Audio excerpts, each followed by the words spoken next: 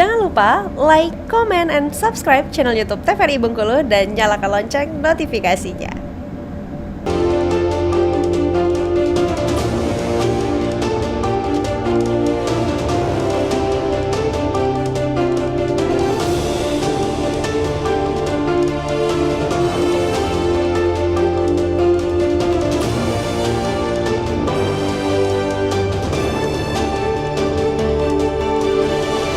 Jumpa kembali bersama saya Karo Fahmi, kali ini di Berendo TVRI Bengkulu untuk edisi hari ini tentunya untuk di Senin awal pekan kita, dan kita akan membahas satu tema mengenai pengawasan PPDB 2024. Di studio TVRI Bengkulu telah hadir untuk dua orang narasumber yang akan kita ajak berbincang. Tentunya yang pertama ada Bapak Hendra Irawan selaku asisten muda keasistenan pengawasan Ombudsman RI Bengkulu, dan juga ada Bapak Muhammad Herta selaku Kepala SDN 19 Kota Bengkulu. Selamat sore Bapak. Selamat sore. Sama-sama Hendra tapi Herta. Ada Hendra, ada Pak Herta. Ya.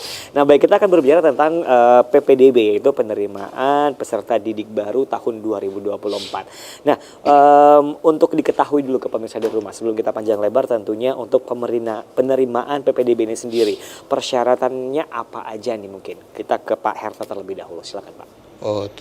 Assalamualaikum warahmatullahi wabarakatuh. Terima kasih telah diajak untuk berdialog dalam rangka pelaksanaan PPDB 2024. Ya. Kalau kita di SD itu tidak terlalu banyak hal-hal yang perlu kita inikan, karena di sana ada 3 itu: afirmasi, kepindahan, kemudian zonasi, kemudian umur. Zonasi dan juga umur. Ya. Tapi yang lebih diberatkan untuk SD ini sendiri apa Pak? Sebenarnya yang lebih diberatkan itu umur. Umur? Ya, umur dan zonasi. Ya. 2 itu berimbang. Oke. Untuk SD adalah umur ya. Nah, kalau zonasi lebih ditekankan tidak untuk yang di SD sendiri mungkin? Untuk zonasi agak ditekankan gitu. Ya. Yang pertama itu posisinya kita umur, karena di SD kita belum ada yang namanya prestasi.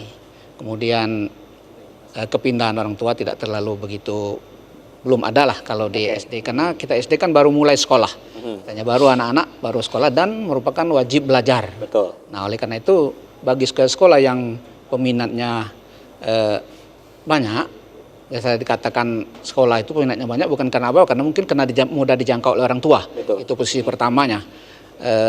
Itu kita tidak menyeleksi, tidak mengadakan tes, tapi begitu dia daftar, umur, kemudian kita simpulkan bahwa anak itu bisa masuk di sekolah itu. Oke, umur sendiri mungkin berapa nih untuk umur yang sudah diwajibkan masuk SD ini sendiri?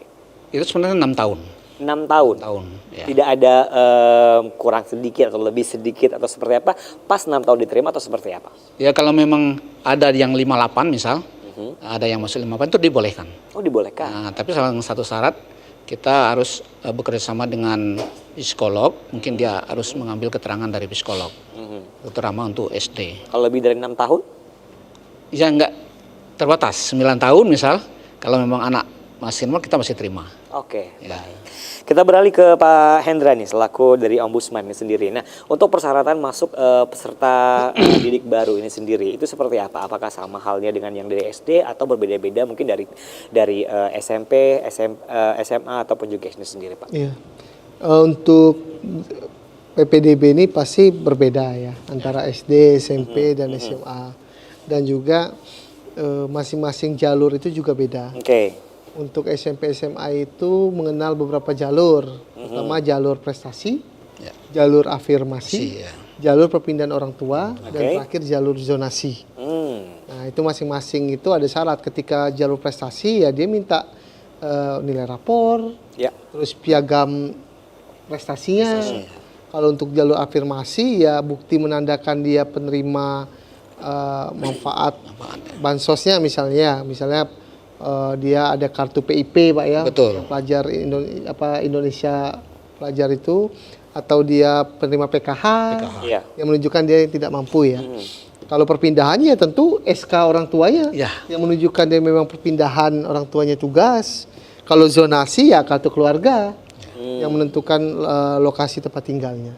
Jadi itu tuh persyaratan-persyaratan. Betul, berbeda jalur. Oke, berbeda-beda jalurnya. Untuk jalur yang tadi disebutkan, kita tahu bahwa yang namanya kecurangan mungkin ada ya kan, baik itu jalur-jalur yang tadi sudah disebutkan. Nah, untuk kecurangan tersebut Ombudsman sendiri melihatnya seperti apa? Ya, kalau bicara kecurangan PPDB, keluhan dan lainnya, makanya kita di Ombudsman dalam rangka pengawasan kita membuka penuh terkait dengan pengaduan PPDB. Oke. Nanti kita membuka kepada masyarakat jika memang merasa ada yang dicurigai terjadi kecurangan, itu dapat melapor ke kita. Oke. Untuk tahun lalu ada? Tahun lalu ya ada, tahun Oke. lalu ada. Seperti apa kecurangan yang Biasanya kalau tahun lalu itu modusnya kalau zonasi itu terkait dengan kakaknya ya. Oke. Berarti kakaknya ada di rekayasa berarti Oke. kan. Kalau tahun lalu itu kalau afirmasi ya terkait dengan kartunya. Tapi kan nanti masing-masing itu ada verifikator kan. Iya. Nah, disinilah berperannya fungsi verifikator, memverifikasi terkait dengan kan kalau PPDB itu sebenarnya siswa atau orang tua siswa itu dia yang menginput data. Dia milih jalur mana, dia lengkapi data. Nanti ada verifikator. Nah, verifikator inilah yang memverifikasi. Kalau lolos dari verifikator tersebut, dari kecurangan tersebut, Ombudsman seperti apa? Ya nanti kita akan lihat kan.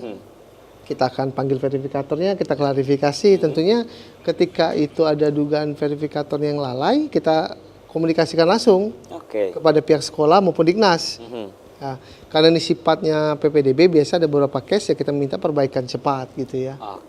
Karena ini PPDB ada beberapa case ya. Atau ada beberapa case kita perlu pemeriksaan lebih mendalam lagi. Oke, baik. Pokoknya untuk kecurangan itu pasti ada dan nanti kita akan bicarakan kembali seperti apa itu, baik dari Pak Herta atau juga Pak Hendra. Kita akan jeda iklan terlebih dahulu. Pemirsa tetap bersama kami di Bendo TVRI Bengkulu.